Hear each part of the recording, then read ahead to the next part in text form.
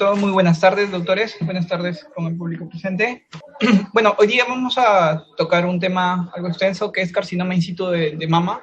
Para, guiarnos, vamos a ver los tópicos, tanto de carcinoma in situ de la mama, su clasificación, lesiones proliferativas de manera breve, carcinoma ductal in situ, epidemiología, factores de riesgo, modelos de progresión, la clasificación morfológica, el diagnóstico, el tratamiento, los subtipos moleculares, oncotype y TILES en carcinoma ductal in situ y enfermedad de Payet de la mama.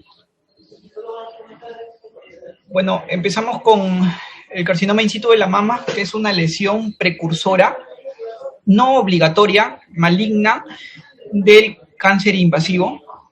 Es una lesión de células epiteliales neoplásicas anormales que han invadido que no han invadido en este caso a través de las células mioepiteliales que recubren la membrana basal. O sea, es una lesión localizada. Dos subtipos, tanto de cáncer y carcinoma in situ de mama, son el carcinoma ductal in situ y la enfermedad de Payet del pezón sin carcinoma invasivo subyacente. Estos ya clasificados en la AJCC, en la 8ª edición, como DESIS y ETIS de Payet.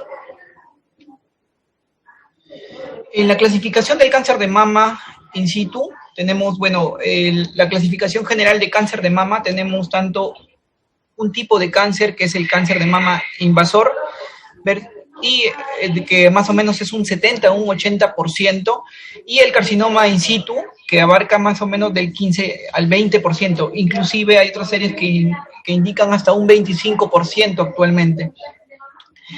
El carcinoma in situ, antes, la clasificación se daba entre grupos, tanto en carcinoma ductal in situ, que son en su mayoría un 80 a un 90%, el carcinoma lobular in situ, que, ojo, ya no está considerado como una subclasificación del carcinoma de mama in situ, de un 5 a un 10%, y la enfermedad de Payet, que abarca en 0.5 a 1%. En esta clasificación se realizó en una serie aproximada de más de 100.000 pacientes desde el año 2007 a 2011, en el cual 1 de cada 33 mujeres recibía un diagnóstico de cáncer de mama in situ en su vida. Los cánceres de mama in situ carecen o expresan de forma incompleta varias de las características de los cánceres invasivos, y ahora vamos a ver según la fisiopatología. Sin embargo, es importante recalcar las lesiones proliferativas, considerando cuáles son y el riesgo relativo que están asociados a un carcinoma in situ previamente versus más un cáncer invasivo. Las lesiones proliferativas van a estar dentro de una distinta histología y arquitectura, dentro de una unidad que se llama ducto lobular de la mama. Tenemos tanto la hiperplasia ductal usal, la cicatriz radial, la hiperplasia lobular atípica, la hiperplasia ductal atípica, el fibroadenoma y la adenosis esclerosante. Dentro de ellas, las más importantes, las que tienen mayor riesgo relativo para convertirse en lesiones, ya en este caso invasivas, son la hiperplasia lobular atípica, la hiperplasia ductal atípica, con un R radio de 4 a 5 veces riesgo relativo. Tenemos acá la imagen esquemática en el cual cómo están las patologías asociadas según la anatomía normal de la mama. Tenemos las unidades lobulares ductales terminales y los ductos, como podemos ver, una región extralobular e intralobular, y el agrupamiento, en este caso, de los lobulíos, formando una unidad, que es la unidad lobular ductal. El cáncer, en ese caso, el carcinoma in situ, se va a diseminar a lo largo de este sistema de conductos en un eje radial de este lóbulo, para más o menos ubicarnos respecto al carcinoma in situ. Ahora, el carcinoma in situ en su mayoría, como se había mencionado, son carcinomas ductales in situ, de un 80 a un 90%. Estas son proliferaciones de células epiteliales ductales con cambios similares a los del cáncer de mama invasivo. Es una neoplasia no invasiva que comprende más o menos un aproximado de 20 a 25% de la mama. Y el 17 hasta un 34% son detectados por mamografía. Los pacientes generalmente son asintomáticos, como vamos a poder ver en su gran mayoría. El carcinoma ductal in situ se considera una verdadera lesión precursora, mas no obligatoria, del cáncer invasivo.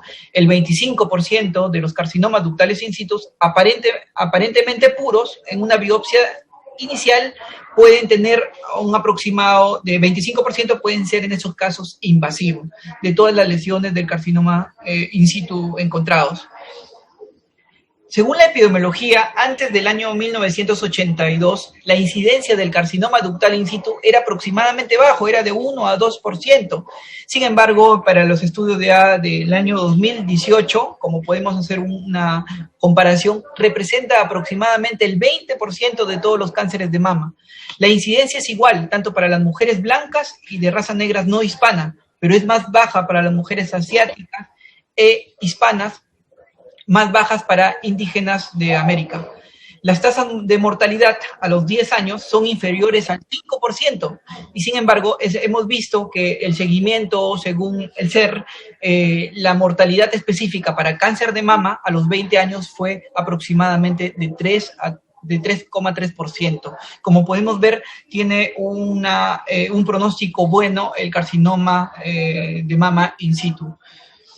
Acá tenemos algunas revisiones en el cual se realizó en el año 2020 un estudio de más de 200.000 mujeres entre 40 y 69 años, con una cohorte de Reino Unido, durante un promedio de seguimiento de 7 años, 1.016 mujeres desarrollaron carcinoma ductal in situ, y se vio que los factores de riesgo asociados eran la edad, ¿no? Con un pico a los 70 años, de 70 hasta 79 años.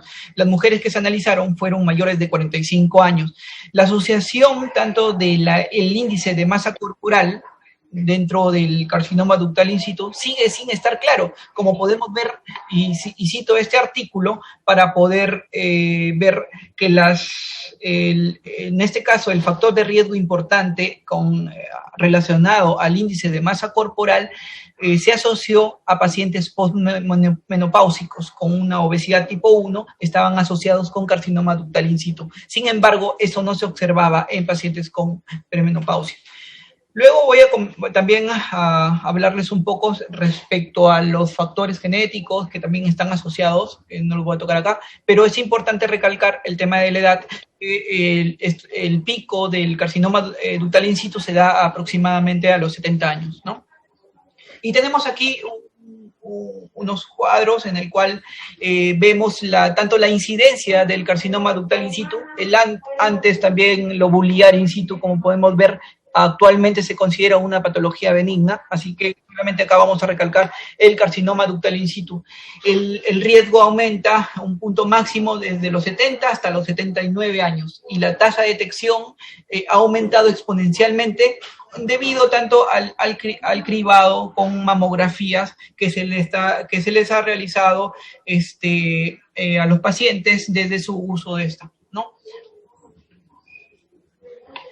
Tenemos también igual la asociación tanto del factor de riesgo más importante es no modificable, que es la edad, la historia familiar también no modificable, que más o menos tiene un riesgo relativo de 1.5.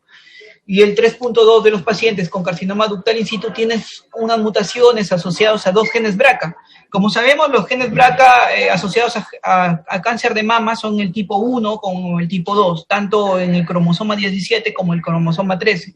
Se ha visto que en el carcinoma ductal in situ asociados con mutación de gen BRCA1 estaban asociados a un tipo molecular mucho más frecuente, que era el triple negativo.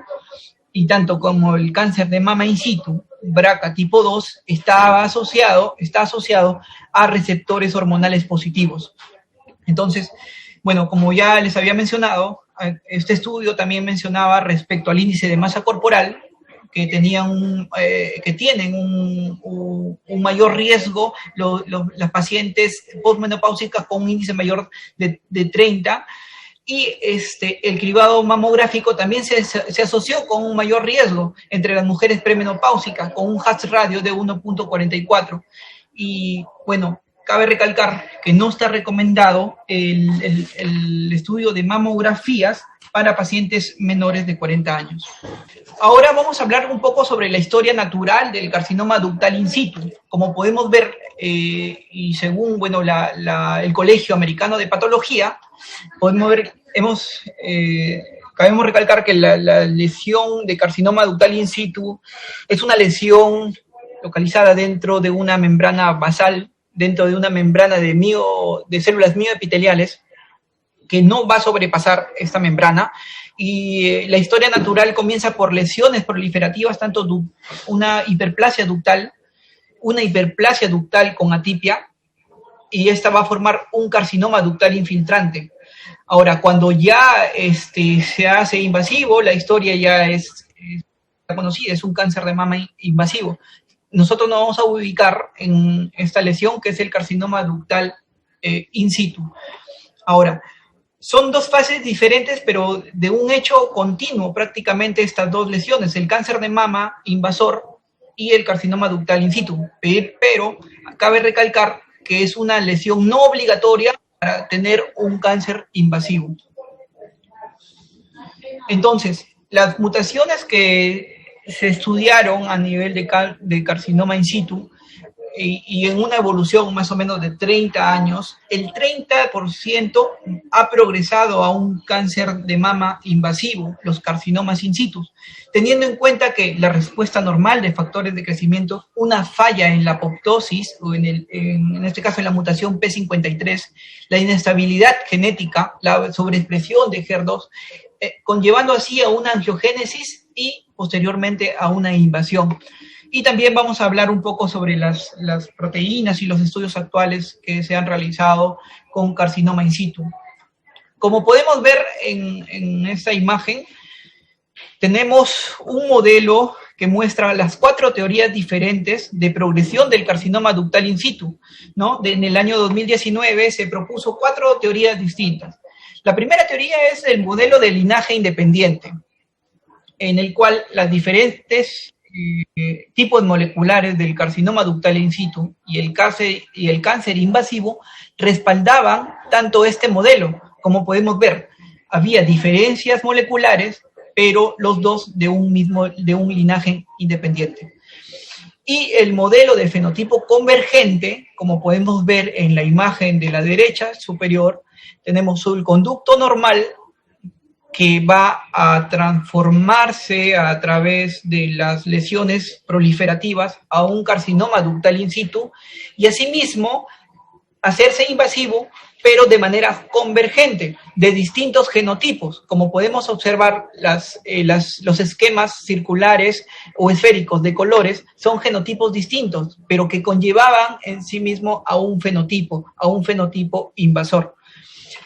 El siguiente teoría en el cual explicaba la progresión de un carcinoma ductal in situ a invasivo es la teoría del cuello de botella evolutivo, en el cual todas las células individuales de este conducto acumulaban diferentes características genéticas, pero con un solo perfil específico para invadir. En este caso, las esferas de color rojo tienen ese perfil específico para volverse invasor. Y finalmente tenemos el modelo de invasión multiclonal, en el cual, distinto y contrario a un modelo de cuello de botella, múltiples clones tienen la capacidad de escapar del conducto y volverse invasivo. Esta está asociado a mutaciones y aberraciones en el número de copias que evolucionaron antes de los conductos, antes de un proceso de invasión, ¿no? Entonces, sin embargo, el modelo de cuello de botella evolutivo tiene alta concordancia genética entre las lesiones in situ e invasivo. Es probablemente el que más se acerque en un futuro a la explicación de cómo el carcinoma ductal in situ estaba asociado a un carcinoma infiltrante. Asimismo, cabe recalcar que las mutaciones que también están asociados a conllevar a una lesión invasiva son las mutaciones del PIKI13A, el TP53, GATA3 y TP53. Asimismo, cabe recalcar que la división del carcinoma in situ tiene una clasificación morfológica. Estas lesiones pueden ser tipo comedo, tipos sólidos, micropapilares, cribiformes, papilar y tipo no comedo. Y bueno, en su gran mayoría estas son comedos, tienen una mayor invasión, están asociados a necrosis y tienen un peor pronóstico, de un 38 a un 70% pueden estar asociados dentro de esta morfología, y estas se consideran como un alto grado. El 11 al 15% tiene una proliferación compacta coexistente con comedo. A estas las llamamos sólidos y son de un grado intermedio. De 11 a 14% son multicéntricos con calcificaciones. Estas son micropapilares y son considerados dentro de un grado intermedio. Y las cribiformes, que son de un 7 a un 20%, la necrosis es infrecuente, pero sin embargo tienen receptores de hormona positivo y estas también son dentro de un grado intermedio. La lesión tanto papilar como tipo no comedo son considerados como grado bajo y bajo grado de 6 a 24% de dimorfismo. Entonces tenemos toda esta clasificación morfológica dentro del carcinoma in situ. Asimismo, hay que recalcar que las divisiones del carcinoma ductal in situ van a tener 3 grados según el grado nuclear. Y esto está asociado a características tanto como el pleomorfismo, el tamaño tumoral, la cromatina, el nucleolo, la mitosis y la orientación, como podemos ver en este gráfico, ¿no? Y los factores tanto pronósticos y predictivos, ya investigados luego, tenemos al grado nuclear, el tipo histológico, el tamaño tumoral, que es importante, el estado y el receptor de estrógenos, el estado del margen y la distancia desde el margen a la lesión más cercana, ¿no? Entonces, hay que tener en cuenta estos factores pronósticos y predictivos del carcinoma de mama invasivo. Bueno, tanto el Colegio Americano de Patología, junto con la JCC de octava edición, ya lo clasifica, como habíamos explicado, tanto al carcinoma ductal in situ como al TIS-Payet, como las dos únicas lesiones dentro de la subclasificación del carcinoma in situ, ¿no? El tamaño tumoral de los carcinomas in situ no cambian con la categoría T, o sea, no tenemos esa variación a T1, T2, T3, no. El carcinoma ductal in situ sigue siendo, así encontremos un tamaño tumoral de 3 centímetros, sigue siendo un PETIS. ¿Y se debe realizar la estimación del tamaño? Sí, sobre todo para el manejo que se le va a realizar al carcinoma ductal in situ. Ahora, cabe recalcar que es importante saber si es que hay alguna lesión invasiva dentro de este carcinoma in situ, ¿no? Ya que hemos visto que las series que hasta un 25% podrían tener en realidad una enfermedad oculta invasiva dentro de este carcinoma in situ diagnosticado.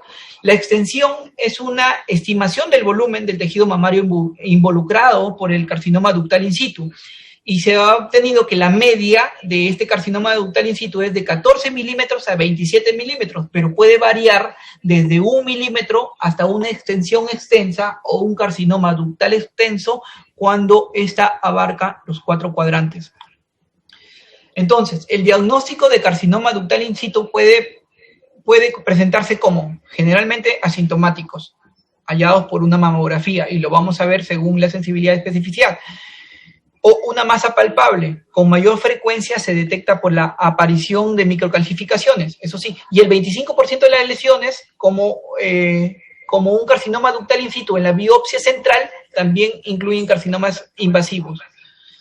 Para el carcinoma ductal in situ, el grado asignado debe ser grado nuclear. Ahora, tenemos el diagnóstico que las pacientes generalmente son asintomáticas. Sin embargo, la mayoría de estas lesiones son detectadas por mamografía en un 76 a un 90%. Presentan aumento de la densidad en un 11%. Un nódulo circunscrito en un 10%, y ambas lesiones, tanto aumento de la densidad como nódulos circunscritos o microcalcificaciones, pueden ser hasta un 30%. La sensibilidad es 100% en mamas grasas y 45 a un 48% de la mamografía en mamas densas. El tratamiento del carcinoma ductal in situ es principalmente quirúrgico. El objetivo de la cirugía es eliminar la progresión a un carcinoma ductal infiltrante, y como habíamos también especificado, en el cual vimos que la progresión de un carcinoma ductal in situ con los años, en 30 años, vimos que la progresión puede ser hasta un 25%, pueden convertirse a un carcinoma infiltrante. Es por eso que es importante el tema de la cirugía. La mastectomía para una enfermedad extensa o multicéntrica en una cirugía conservadora de mama para la tumoración in situ localizado. Estos parámetros son de la guía de la NCCN del año 2021, en el cual, tenemos aquí el algoritmo en el cual tenemos una lesión in situ, ¿no? Generalmente, estos pacientes no tienen un cáncer invasivo para poder clasificarlos con un N, es por eso que se consideran como N0 o M0 también. Al paciente lo que vamos a realizar en la consulta es una historia y un examen físico completo, la mamografía bilateral, la revisión de patología de otra institución de la biopsia realizada, la determinación de este caso de los receptores estrogénicos y una consulta genética si es que está asociado a alguna enfermedad genética, y la resonancia magnética en este caso solamente se considera si es que estuviera indicado, porque no ha demostrado que aumente la probabilidad ni los márgenes negativos o disminuya la conversión a una mastectomía, o no disminuye en este caso, o aumente los riesgos, aumente las indicaciones para cirugía de conservación. En estos casos los pacientes pueden ir a dos cirugías: la tumorectomía sin biopsia de ganglio centinela o sin cirugía de nódulo linfático, y una mastectomía sin o con biopsia de ganglio centinela. Cabe recalcar que la mastectomía generalmente se recomienda con biopsia de ganglio centinela debido a que va a ser la única oportunidad que tenemos al realizar mastectomía para realizar también la biopsia de ganglio centinela, ¿no?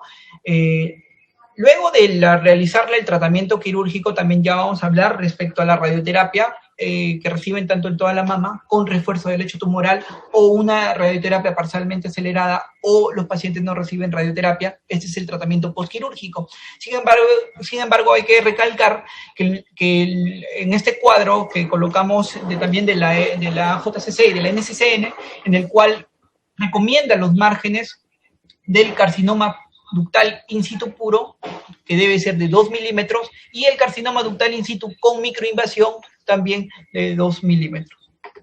Entonces, algunas recomendaciones también de la NCCN, como podemos ver, no se debe realizar disección radical de axila en ausencia de evidencia de cáncer invasivo, y se debe considerar la biopsia de ganglio centinela, cabe recalcar, en la mastectomía total. El tratamiento quirúrgico, entonces, puede ser de distintas formas. Puede ser una mastectomía, tumorectomía con conservación, cirugía conservadora de mama, y también la mastectomía profiláctica contralateral. La mastectomía total para el tratamiento de carcinoma ductal in situ, en una serie se utilizó solo en el 28% de los pacientes, incluido el 4.5% de la mastectomía bilateral en el año 2010, en comparación con el año 1992, que el 43% de los pacientes se había realizado mastectomía en la enfermedad con carcinoma ductal in situ puro, ¿no? Cabe recalcar que estas variaciones, son debido a las actualizaciones, debido a las investigaciones nuevas, ¿no? Es importante recalcar esta disminución, en este caso de porcentaje, que antes se realizaba a los pacientes, o se tenía en cuenta que la mastectomía total era, fue curativa, ¿no? El carcinoma ductal in situ o multifocal son indicaciones para los pacientes que tengan un carcinoma ductal in situ, son indicaciones, para la mastectomía. Tanto los pacientes que son portadores de BRCA o que tienen contraindicaciones para radioterapia, en este caso, por ejemplo, pacientes gestantes o con una enfermedad de colágeno que tengan un carcinoma in situ, son indicaciones para mastectomía. Las cirugías de conservación de mama, para carcinoma ductal in situ, ha aumentado durante estas 2 últimas décadas, y hasta inclusive las 2/3 partes de los pacientes que tenían carcinoma in situ se han realizado cirugía de conservación de mama seguida por radioterapia. Hay un consenso multidisciplinario que revisó más o menos 20 estudios que incluían 7.800 pacientes y recomendó que los márgenes, como ya habíamos indicado o ya estaba en las guías, que es de 2 milímetros tratados en la cirugía de conservación de mama. Antes estos márgenes inclusive se creía que debería de ser de 1 centímetro. La mastectomía profiláctica contralateral ¿En quiénes vamos a ofrecer? En pacientes que sean portadores de gen BRCA, ¿no? A ellos vamos a ofrecerles una mastectomía profiláctica contralateral cuando el carcinoma ductal in situ esté presente en una de las mamas. Ahora, la cirugía, en este caso, de biopsia de ganglio centinela, se diagnostica. ¿Qué diagnosticamos con la biopsia de ganglio centinela? Aproximadamente hay un 25% de los pacientes que verdaderamente son carcinomas invasivos. Es por eso que nosotros podemos ofrecer una biopsia de ganglio centinela, ¿no? Y las variables operatorias van a aumentar significativamente según su estadificación, ¿no? Si creemos que es una lesión palpable y que estamos seguros que esta puede ser una lesión invasiva, pues podemos someterles a una biopsia de ganglio centinela. Como cabe recalcar igual que la disección radical de axila no está indicado para el carcinoma ductal in situ. Ahora, lo que se recomienda es que una biopsia con aguja fina, más de 14 gramos, más de 14 G de tamaño, y que haya tenido un tamaño tumoral de más de 20 milímetros, o una lesión de alto grado, o una lesión palpable, o unas lesiones características de mamografía, tanto como un BRAF 4 o un BRAF 5, o la presencia de una masa en mamografía, tendría como indicaciones que se realice una biopsia de ganglio centinela, debido a que podríamos estar presentes ante un cáncer de mama invasivo, ¿no? Entonces, los pacientes con biopsia de ganglio centinela positivo, estas series han variado, pueden ser entre un porcentaje de 2.1 hasta un 15%. Entonces tenemos indicaciones, las que ya habíamos descrito, las que sospechamos que hay una lesión invasiva. 2, una mastectomía o un carcinoma ductal in situ grande o palpable, en este caso más de 5 centímetros, y la localización de tumor que me interfiera a nivel de, por ejemplo, en la mama, en el cuadrante súper externo, a nivel de la cola de mama. Si me interfiere posteriormente para realizarle una biopsia de ganglio centinela, pues le realizamos la biopsia de ganglio centinela en ese momento. Entonces, se realiza cuando hay un riesgo de cáncer invasivo a la biopsia de ganglio centinela, ¿sí? En un ensayo japonés detectó más casos de metástasis en los ganglios linfáticos, inclusive que variaba de 4.2% frente a un 0.3% ya dichos en otras series, ¿no? Tenemos entonces el manejo postquirúrgico de los pacientes, bueno, esto encontramos a nivel de las guías, la terapia de reducción de riesgo para el cáncer de mama ipsilateral, ¿no? En este caso, lo que tratamos... ¿De qué se trata este tratamiento postquirúrgico? Es evitar la recurrencia a nivel de la cirugía que se le realizó del carcinoma ductal in situ. Entonces, ¿cuándo vamos a considerar una terapia endocrina? Durante 5 años, a los pacientes tratados con tumorectomía y radioterapia, especialmente a los ER-positivos, a los pacientes con carcinoma ductal in situ con receptores estrógenos positivos. Y los pacientes también tratados con una excisión sola, también está indicado la terapia endocrina durante 5 años.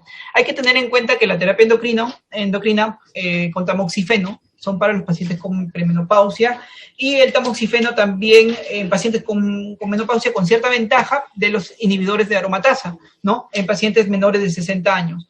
Y la terapia de reducción de la mama también contralateral, como las indicaciones que ya se habían, es que disminuye el riesgo en este caso de recurrencia contralateral la terapia hormonal.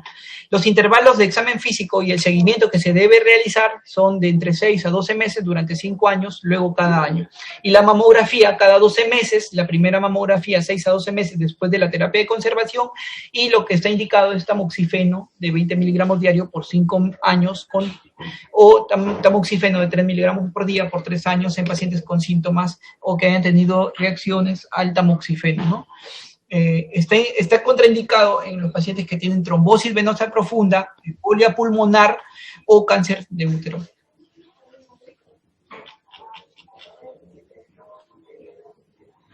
Entonces, ahora vamos a hablar un poco de radioterapia. Se hicieron 4 ensayos clínicos. Perdón.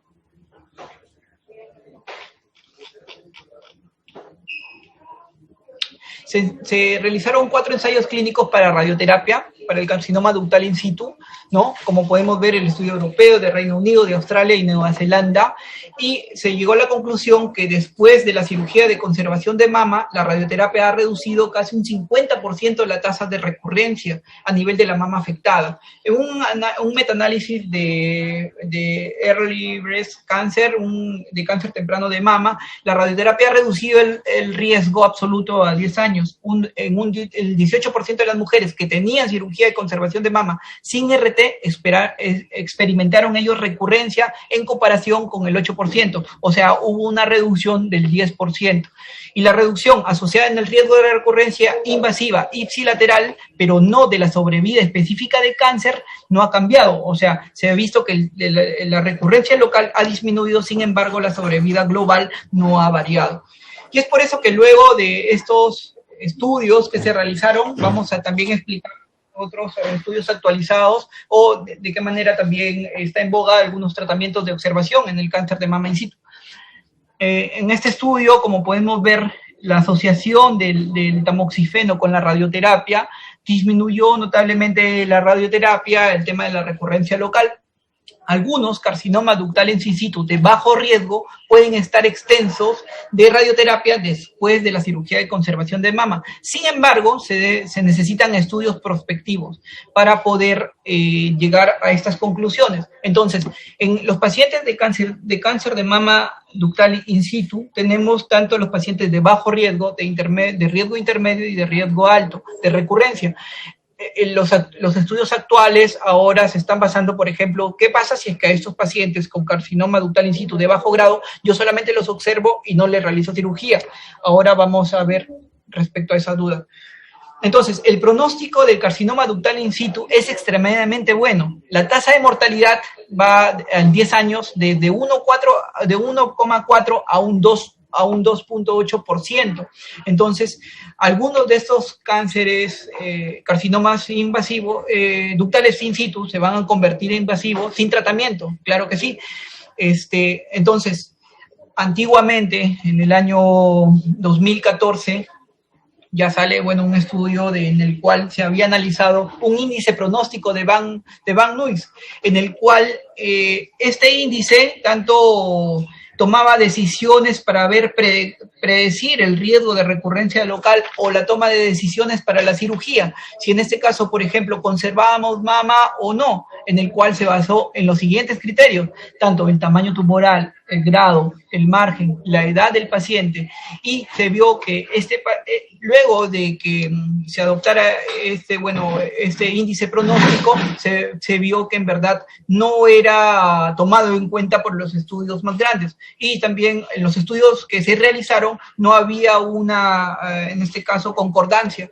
Entonces, actualmente no se recomienda. Inclusive se hicieron otros intentos con el índice pronóstico de Van Nuys, como por ejemplo el índice del Sloat-Kettering también, en el cual tampoco se ha aplicado o se recomienda. Entonces, como podemos ver, entonces el índice pronóstico de Van Nuys actualmente no se aplica y no se ha recomendado.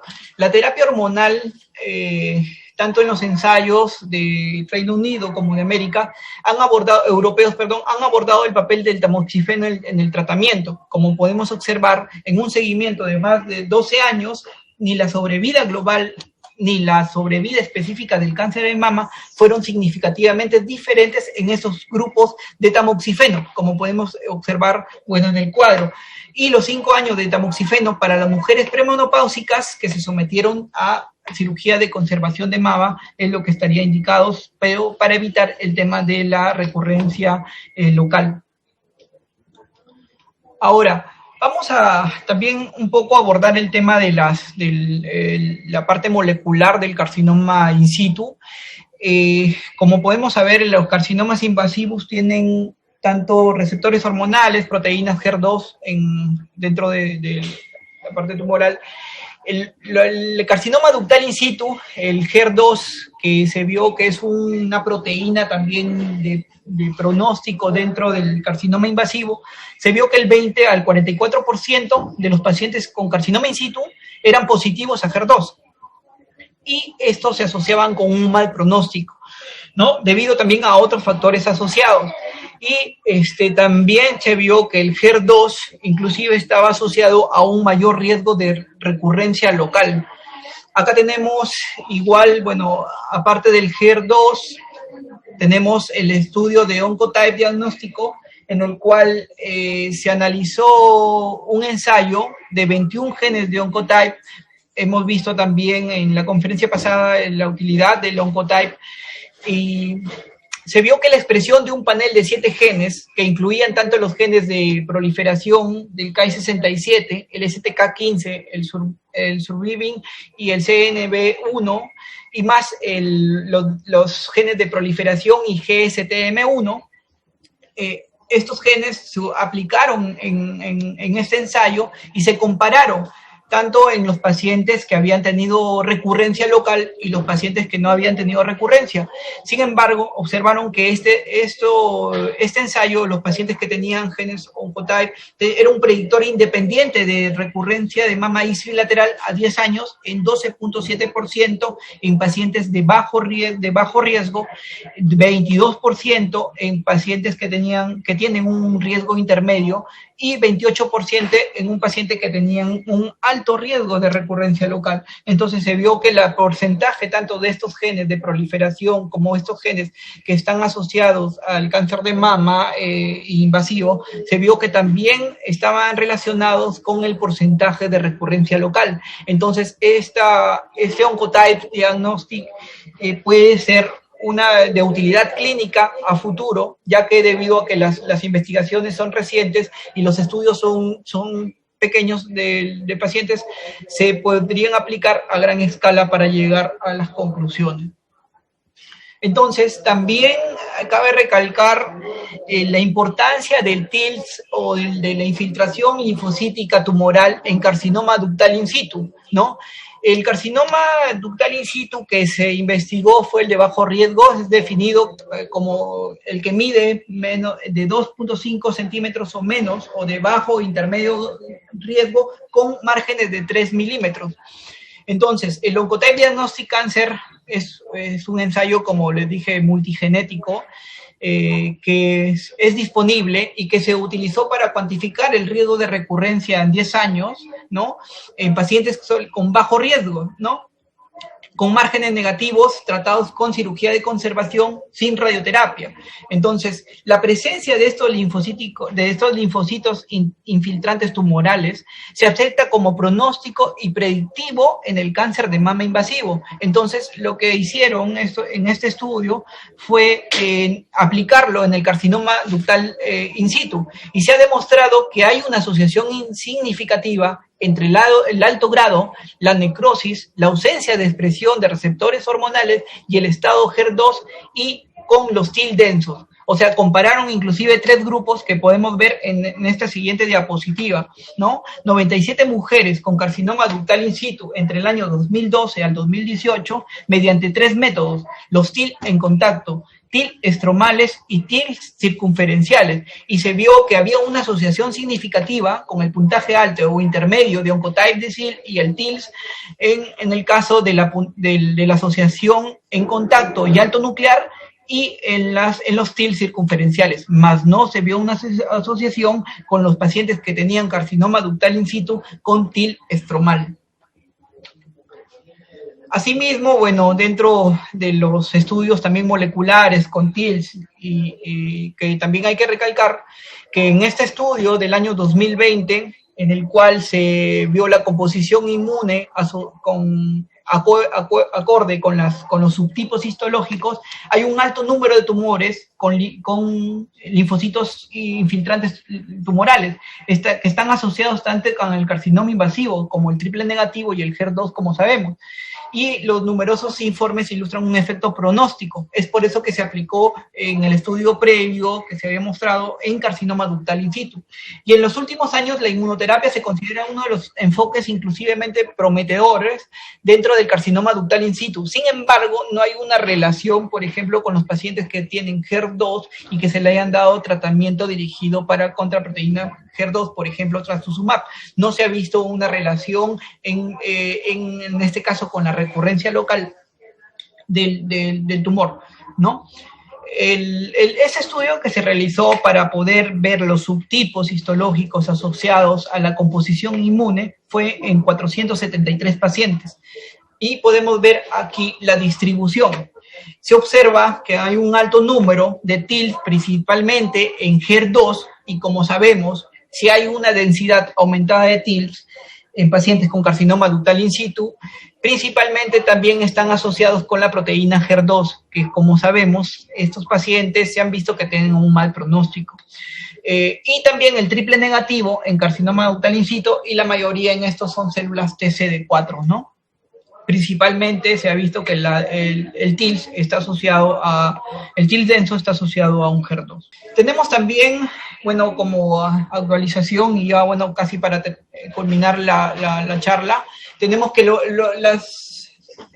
las directrices futuras del manejo del carcinoma ductal in situ es la reducción de la escala de la terapia, en este caso para ver la reducción de la posibilidad de tratamiento. Hay 3 ensayos clínicos prospectivos grandes en el cual tanto en Estados Unidos como Europa han evaluado abordar la terapia de disminución de escala en pacientes con carcinoma ductal in situ de bajo riesgo recién diagnosticado durante un periodo de 10 años. Sin embargo, este trabajo está recién, es un estudio prospectivo y va lanzando datos o va publicando datos respecto a los avances. La tasa de actualización a carcinoma invasivo fueron del 12% para los ensayos de COMET, el 5% el 12% para el ensayo COMET, el 5% para el LORD y el 11% para el LORIS. Entonces vieron que los pacientes que tienen un carcinoma ductal in situ de bajo riesgo, que no habían sido tratados, en este caso, vieron que los porcentajes, tanto en el estudio de COMET, el estudio de LORD y de LORIS, habían sido la proporción tanto del 12 al 5 al 11%. Y en este cuadro están todas las características de los pacientes que están sometidos a este estudio prospectivo, que no se tienen aún conclusiones, pero más bien, sí, bueno, sí se tienen avances, ¿no? Entonces, cabe recalcar que esto puede ser una de los manejos a futuro, que sería desescalar el tratamiento de carcinoma ductal in situ, o sea, observarlos. O vigilancia activa en este caso, vigilancia activa. Entonces, bueno, vimos que el carcinoma in situ se puede dividir tanto en carcinoma ductal in situ y como enfermedad de Payet de la mama. La enfermedad de la Payet de la mama, para culminar, es la infiltración de la epidermis por células epiteliales no invasivas del cáncer de mama, y su característica es el exudado y la costra en este caso de la areola y el pezón.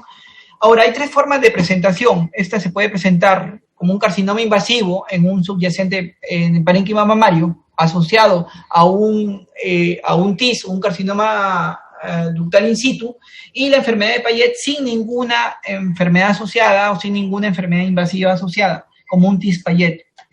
Esos casos son raros, en verdad son del 0.5%, y inclusive hay un caso muy raro, que es la enfermedad de Payet asociada a un carcinoma in situ lobular, ¿no? Que también se clasifica como un TIS Payet, ya que debido a que el carcinoma in situ lobular ya se considera actualmente como una lesión benigna, ¿no? Entonces, tenemos aquí el algoritmo de la NCCN, en el cual si tenemos sospecha clínica de que se trata de una enfermedad de Payet, vemos que en el examen clínico hay eczema de la areolar, hay ulceración, hay sangrado, entonces tenemos que ver examen clínico completo, ¿no? Ver las imágenes si son positivas para una lesión a nivel de mama, y el cuadro clínico que podría presentar son inversión del pezón en un 20%, secreción del pezón en un 30%, puede estar asociada a una masa palpable o no, en un 50 o un 60%, inclusive puede estar asociado a un carcinoma in situ, ¿no? Y el diagnóstico diferencial es un adenoma del pezón o dermatitis por radiación. Entonces, lo principal en estos hallazgos, bueno, para el diagnóstico, es obtener una buena biopsia, en el cual se ven células de Payet largas, con abundante citoplasma, nucleolo prominente, ¿no? Inclusive puede estar asociado con, en este caso, con 30-50% de normalidades de la mamografía, 50% de las mamografías son negativas, pero el 30% están asociadas a lesiones localizadas en CAP a nivel de los hallados radiológicos. Estas también pueden estar asociadas con retracción del pezón, engrosamiento de la piel, microcalcificaciones y delimitadas siempre en la región retroauricular, en este caso en el CAP. Y bueno, tenemos el algoritmo de la enfermedad de Payet, TIS-Payet, en el cual el primero va a haber un examen clínico y las imágenes que son positivas para la lesión de mama, seguido por una biopsia, en este caso una biopsia del complejo aureola-pezón. Vemos que la biopsia es negativa, pero sin embargo persiste la lesión, le podemos hacer seguimiento posterior por una rebiopsia, ¿no? Y también esta puede estar asociado a una enfermedad de Payet, asociado a un carcinoma ductal in situ. Seguimos las indicaciones del carcinoma ductal in situ. Si esta está asociada a un cáncer invasivo, seguimos las guías del manejo de cáncer invasivo. Y en este caso, si la mama es negativa y el cáncer, pero es positivo para enfermedad de Payet, podemos considerar realizar resonancia magnética, ¿no? Y ofrecer, en este caso, centralectomía, incluida la radioterapia, o mastectomía total, más biopsia de ganglio centinela, o centralectomía, incluido también, claro, a complejo aureola-pezón, o sin o con biopsia de ganglio centinela. Si la biopsia es negativa para enfermedad de Payet, podemos, en este caso, dar seguimiento con una rebiopsia, o en este caso podría el paciente ya ser dado de alta, ¿no? Entonces, el carcinoma lobular in situ, para terminar, es una lesión que ya se considera como una entidad benigna y se ha eliminado del TNM y se ha eliminado de la AJCC octava edición. Como conclusiones, tenemos entonces que el carcinoma ductal in situ se considera una verdadera lesión precursora, no obligatoria, del cáncer invasivo, y puede comprender el 20 hasta un 25% de los cánceres de mama, y las tasas de mortalidad a los 10 años sabemos que es inferior a un 5%. Las 4 teorías diferentes que habíamos ya explicado, que explican la evolución de un carcinoma in situ a un carcinoma infiltrante.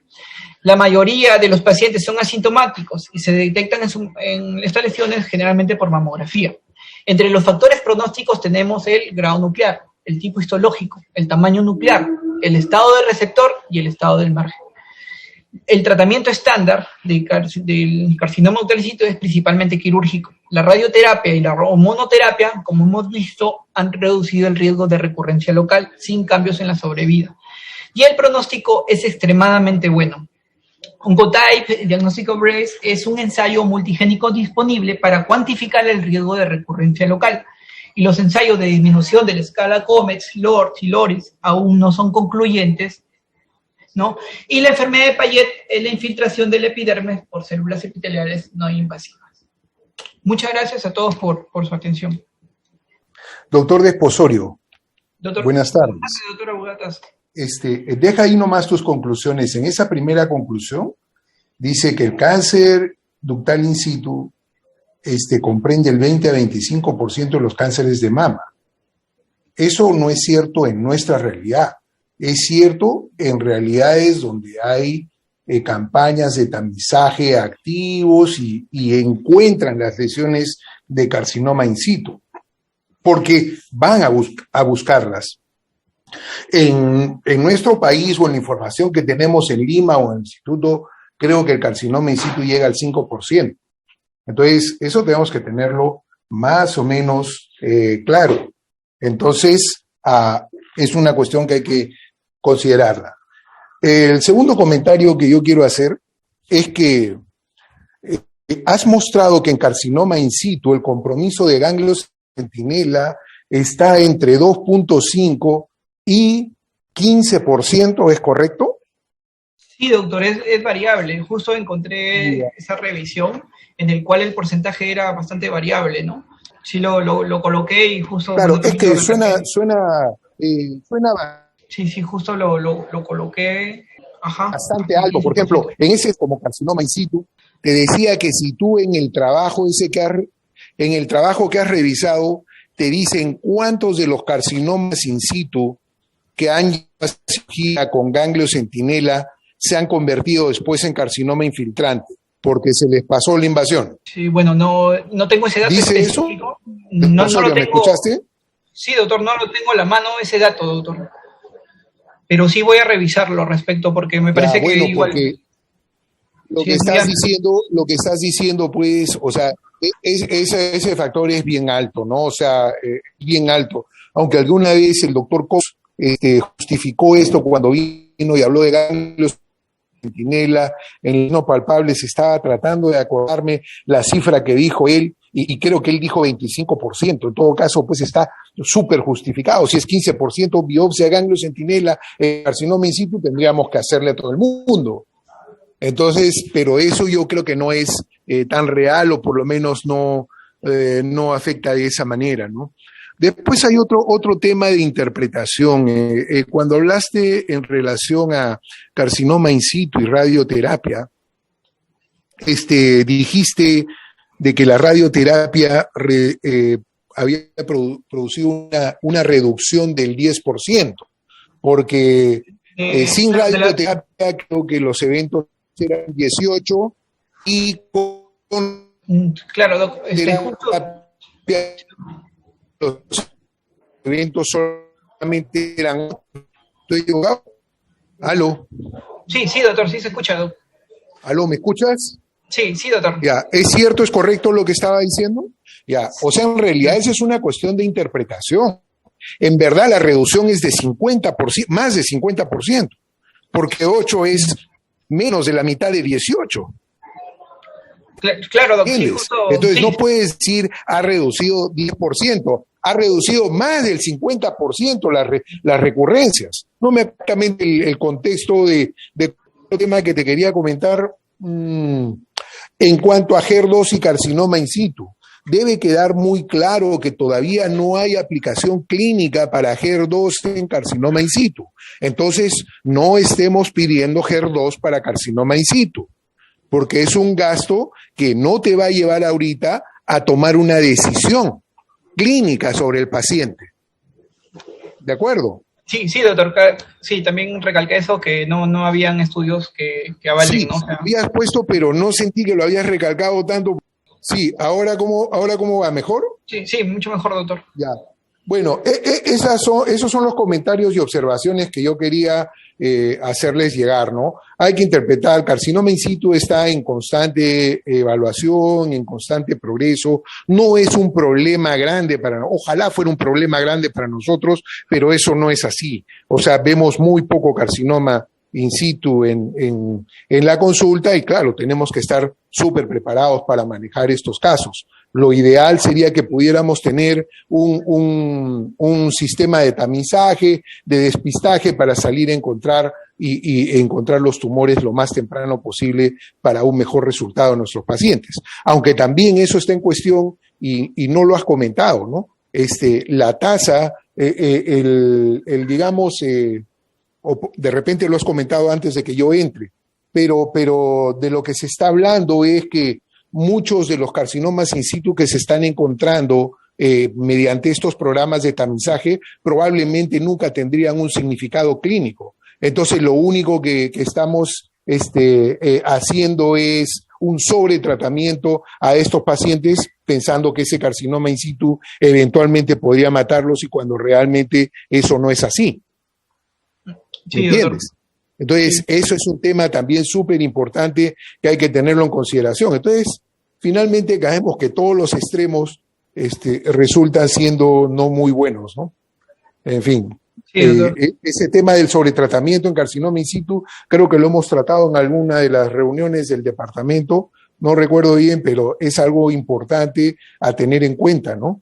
Que en fin, bueno, lo podríamos discutir en algún otro momento.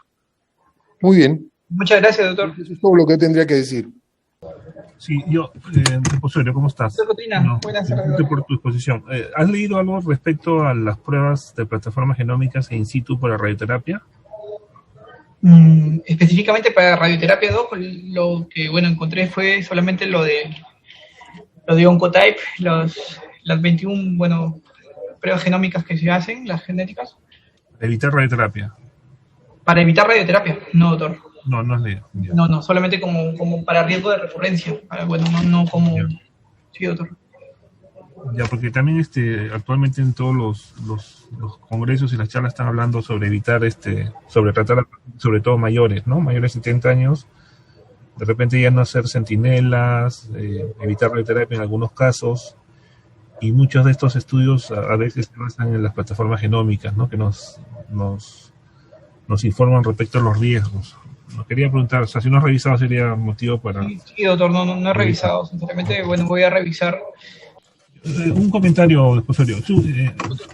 Dijiste en uno de los slides de tu charla que hay estudios que han demostrado que el dar tamoxifeno o no dar, al final la sobrevida es la misma, ¿no? Algo así lo comentaste. ¿Del tamoxifeno, doc? Sí. O sea, que pacientes que si reciben o no reciben, al final la sobrevida es la misma. Ah, sí, doctor. Lo que están relacionados con la recurrencia local, ¿no? Claro, pero sí, lo que sí es importante es que hay varios estudios ya hace varios años, tipo el ATAC, ¿no? Otros estudios que sí demostraron que el uso de ya sea tamoxifeno o inhibidor de aromatasa podrían reducir la recurrencia local y la bilateralidad, ¿no? Si bien la sobrevida no, pero sí es importante tener en cuenta esto, ¿no? Y ya creo que Fischer en uno de sus trabajos redujo el 50% la posibilidad de recurrencia local y bilateralidad con este tipo de tratamiento, ¿no? Si bien la sobrevida probablemente no la reduce, sí reduce las posibilidades, como te digo, de recurrencia y bilateralidad. No solo para tomarlo en cuenta, ¿no? Es algo también importante. Ok, doctor, muchas gracias.